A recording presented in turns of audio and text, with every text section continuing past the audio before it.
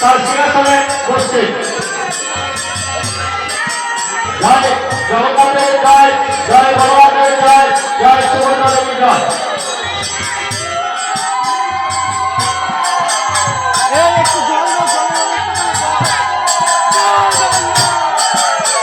আমাদের আর কিছু পর হরিনাম সংকীর্তন আরম্ভ করা হবে। যারা নাম সমস্ত আসুন, সমস্ত গ্রামবাসীকে জানাই আমাদের পুজো কমিটির তরফ থেকে প্রীতি শুভেচ্ছা অভিনন্দন।